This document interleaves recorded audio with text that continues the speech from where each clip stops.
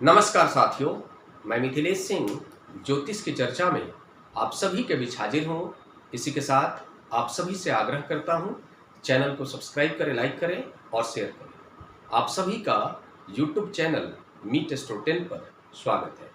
आज चर्चा का विषय है मीन लग्न में लग्नेश गुरु जब 12वें भाव में जाकर कुंभ राशि में विराजमान होंगे तो किस प्रकार का प्रभाव देखा जाएगा।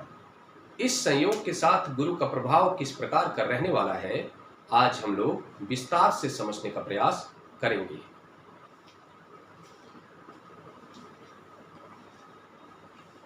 आप सभी के सामने ये मीन लग्न का चार्ट है।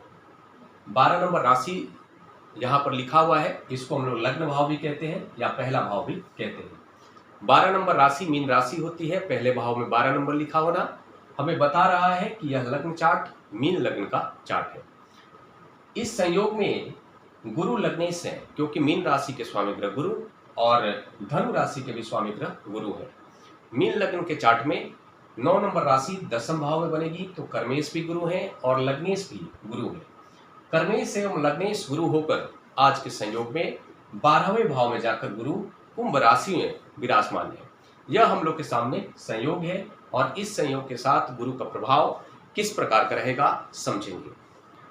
सामान्य तौर पर आप सभी जानते हैं मीन राशि जल तत्व राशि है और मीन लग्न का जो जातक होता है संवेदनशील होता है, भावुक होता है, दयालु होता है, उसके अंदर विशेष ममता देखी जाती है, दूसरे के दुख को देखकर दुखी होने वाला होता है, समाज सेवी होता है, दूसरे की सेवा करने वाला होता है और साथ में लग्नेश भी गुरु होते हैं।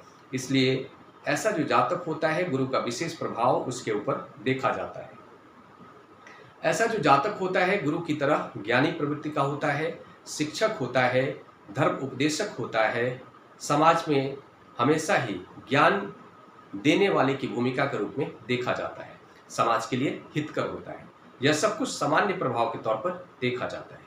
आज के संयोग में पता चलता है गुरु लग्नेश है और लग्नेश गुरु द्वादश भाव में जाकर विराजमान है। लग्नेश भी है एवं कर्मेश भी है। मीन लग्न का जातक भावनाशील भी इंसान होता है, कल्पना शक्ति भी उसकी बहुत ही तेज होती है। जब द्वादश भाव में जाकर गुरु विराजमान होंगे तो आज के संयोग में पता चलता है कि लग्न का संबंध 12वें भाव से, कर्म का संबंध 12वें भाव से हमें सीधा सीधा देखने को मिल रहा है।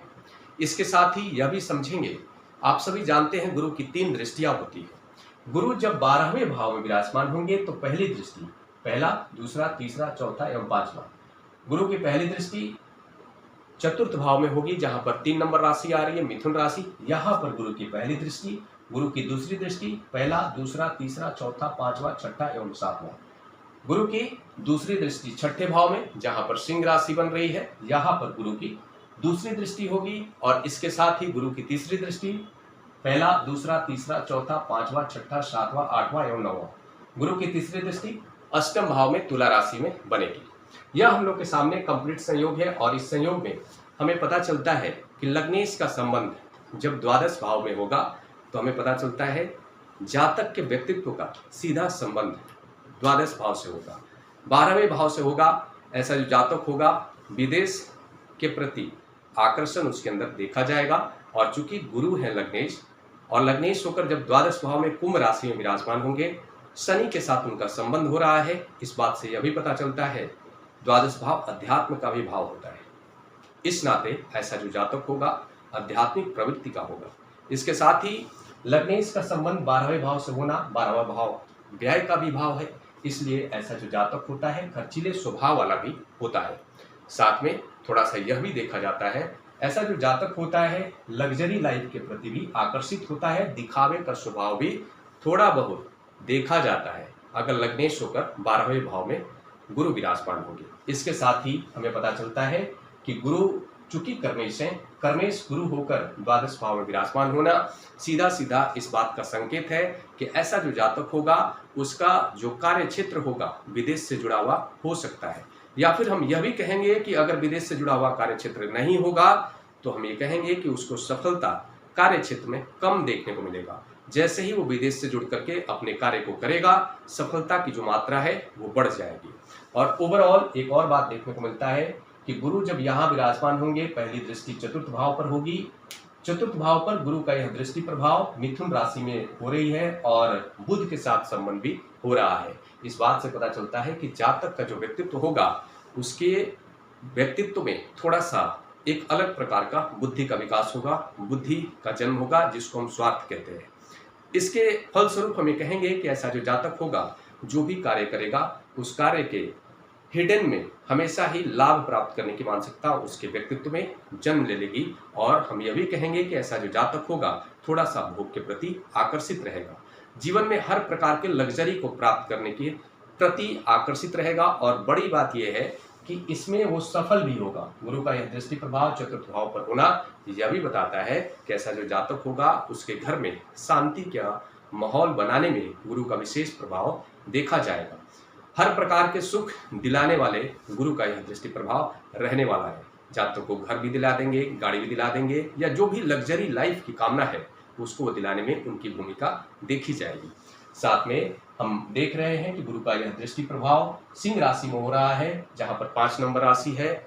सिंह राशि के स्वामी ग्रह सूर्य, सूर्य की राशि में गुरु का यह दृष्टि प्रभाव यह भी बताता है कि ऐसा जो जातक होगा, उसका जो कर्म का जो क्षेत्र होगा, वो कर्म का क्षेत्र कहीं ना कहीं सरकार से जुड़ा हुआ भी हो सकता है।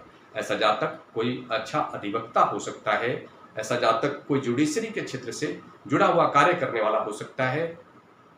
प्लस ऐसा जो जातक होगा, हो सकता है कि मेडिकल के फील्ड में सरकार के लिए कोई काम कर रहा हो, ऐसी स्थिति भी देखी जा सकती है।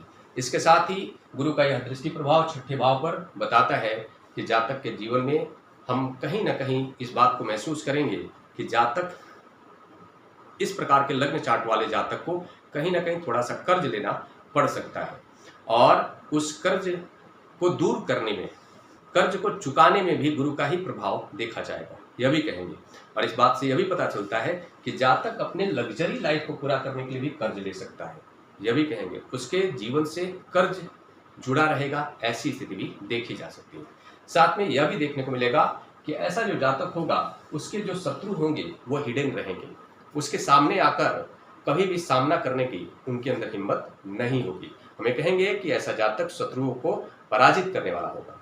दूसरा यह भी कहेंगे कि गुरु जब यहाँ विराजमान होंगे, तो एक प्रकार से यह भी दर्शाता है कि लग्नेश का 12वें भाव से संबंध जातक को कहीं ना कहीं, हमें कहेंगे कि लीगल मामलों में फंसाने वाला भी यह प्लेसमेंट होता है। लेकिन चूंकि गुरु लग्नेश हैं और वो द्वादश भाव में विराजमान है, तो हो सकता है कि जातक के ऊपर कोई लीगल लांछन लगे, कोई केस बन जाए, लेकिन फाइनली उस पर वो विजयी रहेगा, यह भी कहेंगे। दूसरा यह भी पता चलता है कि गुरु जब यहाँ विराजमान होंगे, तो ऐसा जो जातक होगा, उसको थोड़ा सा डाइजेशन से संबंधित समस्या देखने को मिल सकता है। डाइजेशन मतलब हम कह सकते हैं कि पेट से संबंधित समस्या थोड़ा सा देखने को मिल सकता है, इसलिए जातक को सावधान रहने की आवश्यकता है। इसके साथ ही गुरु जब यहाँ विराजमान होंगे, उनकी जो तीसरी दृष्टि है, पहला, दूसरा, तीसरा, चौथा, पांचवा, छठा, सातवां, आठवां एवं नौवां, गुरु की तीसरी दृष्टि तुला राशि में हो रही है, शुक्र की राशि में, अष्टम भाव में। इस बात से पता चलता है ऐसे जातक का व्यक्तित्व, पर्सनालिटी सीधा सीधा अष्टम भाव के क्षेत्र से जुड़ेंगे।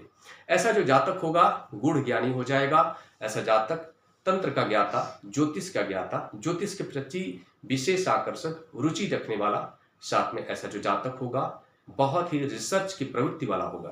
किसी व्यक्ति को जानने की अगर उत्सुकता उसके अंदर हो जाएगी, तो जब तक वो जान नहीं लेगा, उसके बारे में समझ नहीं लेगा कि वो क्या करता है, कहाँ जाता है, तब तक वो शांत रहने वाला नहीं रहेगा। यह भी कहेंगे कि ऐसा जो जातक है बहुत अच्छा जासूस भी हो सकता है। ऐसा जातक बहुत अच्छा रिसर्चर होता है, किसी विषय की गहराई में जाकर जानने वाला होता है, नए नए खोज करने वाला होता है, इनोवेशन करने वाला होता है। हाँ, लेकिन एक और बात है कि अष्टमेश के साथ में लग्न का जो संबंध होता है, थोड़ा सा हमें कहेंगे कि जातक के व्यक्तित्व में अष्टम भाव से संबंधित क्षेत्र जुड़ते हैं, तो उसके कुछ नुकसान भी होते हैं। हेल्थ को लेकर जातक को थोड़ा सावधान रहना होता है, खासकर यहाँ पर गुरु है चूंकि लग्नेश, तो इसलिए लीवर, पेट से संबंधित समस्याओं को लेकर सावधान रहना चाहिए। इसके साथ ही हम यह भी कहेंगे गुरु का जो संबंध है अष्टम भाव से होना, शुक्र की राशि में होना, यह भी बताता है कि ऐसा जो जातक होगा सडन उसे लाभ भी मिल सकता है, अचानक लॉटरी से, सट्टा से, या फिर किसी ऐसे व्यक्ति के द्वारा जो एक धनी व्यक्ति है, उसका कोई नहीं है इस दुनिया में, वैसे लोगों के द्वारा उसे धन प्राप्त हो जाए, ऐसी स्थिति भी देखी जा सकती है। ओवरऑल एक और बात है कि ये जो भी प्रभाव बताया गया है, ये सब कुछ सामान्य प्रभाव के तौर पर बताया गया है। इसमें बदलाव हो सकता है, डिपेंड करेगा सभी ग्रहों का प्लेसमेंट पूरे लग्न चार्ट में किस प्रकार का है, सभी ग्रह किस भाव में जाकर विराजमान है, किस भाव के स्वामी ग्रह के साथ विराजमान है, किस भाव के स्वामी ग्रह से दृष्ट हो रहे हैं, कितने डिग्री पर हैं, किस नक्षत्र में है, यह सब कुछ देखने के बाद ही पूरा प्रभाव पता चलता है। ये सामान्य प्रभाव के तौर पर आप सभी के बीच बताया गया है, इसमें बदलाव हो सकता है। इसी के साथ अगले विषय पर चर्चा के लिए आप सभी के बीच मिलूंगा। तब तक के लिए मेरा नमस्कार।